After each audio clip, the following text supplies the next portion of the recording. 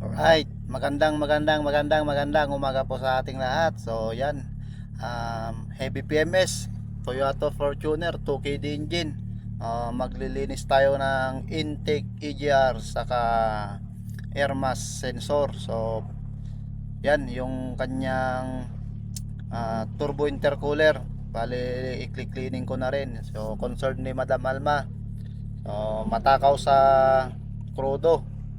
Kaya yun, pina heavy PMS ni Sir Byron Sibillena. So yan, recommended ako kay Ma'am Alma. So yan, bale change oil saka fuel filter din, nagpalit din po ako dyan. So yan, shout out nga pala kay Ma'am Alma, Alma Maureen Harabatat, kay Sir Sibillena Byron. Alright, so yan, pinakita sa akin yung business ni Ma'am Alma. So yun, doon sa kwan, Bagabag, Palengke, yun, Burp Restaurant. Yan, pwede po kayong kumain dyan. Masarap pong mga luto dyan. Alright, so yan po yung kanyang intake. So dito drainin ko yung kanyang langis at change oil. So yan, pagka drain ng langis, binabalik ko na yung kanyang intake habang tumutulo yung kanyang langis sa baba para wala nang matirang lumang langis sa loob ng makina. So yan, panoorin nyo na lang po hanggang sa dulo ng magkaalaman kung ano nga ba kung bakit nga ba matakaw sa crudo. So yan, binabalik ko na yung kanyang intake manifold. Hanggang kailan nga ba nagpapaklining ng intake EGR?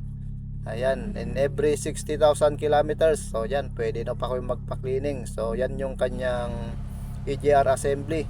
So dito, dinedemonstrate ko kung saan nga ba yung mga linya ng gas filter, EGR at solenoid switch. So yan, panoorin nyo na lang po sa mga baguhan pa, baka magkalituhan. So yan po yung aking video para ma-share ko rin yung mga connection ng EGR vacuum, solenoid vacuum na papunta. Kasi kapag yan nagkamali sa lagay na baliktad, yon, todas, magkakaroon ng low power ang isang makina. So yan, pagmasdan ng mabuti. So yon, bali dalawang kanyan, dalawang hose ang EGR na papunta sa controller na solenoid switch. So ayan, diba? O yan, tinuturo-turo ko na para magkaroon ng idea sa mga bagong mekaniko. Alright, okay, goods na goods, maliwanag pa sa buwan. So yan, dito ay binalik ko na yung kanyang turbo intercooler. Ayan, at yan ay nalinis na. So yung turbo intercooler, so yan, kitang kita ko sa mata ko na yung kanyang gas filter hose na papunta sa baro sensor ay natanggal. Kaya isa rin sa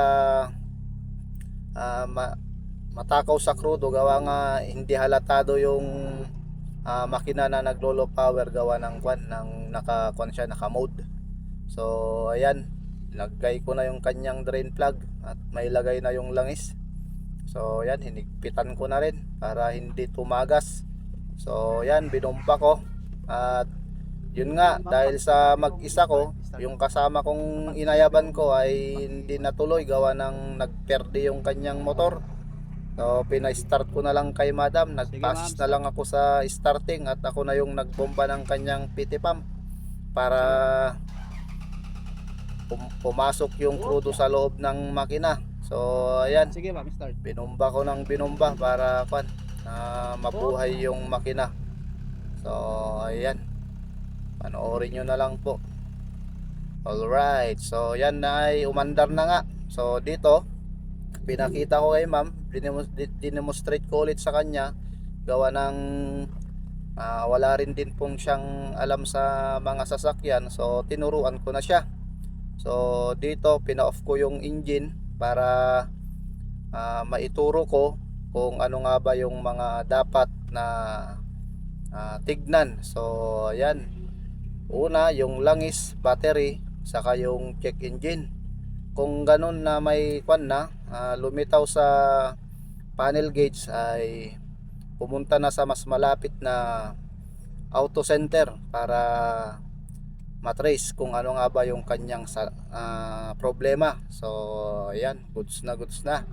So ayan, nakafit naman na lahat. So dinouble check ko na lang yung aking gawa. So dito tinignan ko sa likod. So masyadong makarbon yung kanyang kambutso. Pero isa pang kwan dito, hindi ko nagawa ay yun nga, yung kanyang turbo. Dapat i-cleaning na rin yung turbo para matanggal na rin yung kanyang carbon build up sa kanyang turbo assembly. So ayan, bali revolution ko rito nang magkaalaman kung talagang malakas nga ba yung makina at walang problema. So ayan, rev ko siya ng 4. Kung ano yung nakabatugan ng 4, yun rin yung bayad. Joke lang. Depende sa kuan, service yan. Alright. So ayan, goods na nga yung sasakyan ni Madam. Shout out nga pala. So bali si Madam, dati ko ng customer yung kanyang mother. So shout out din kay Madam Angel. Ayun. Alright. Salamat Madam, and God bless all. Paki-like and follow na lang po sa aking YouTube page.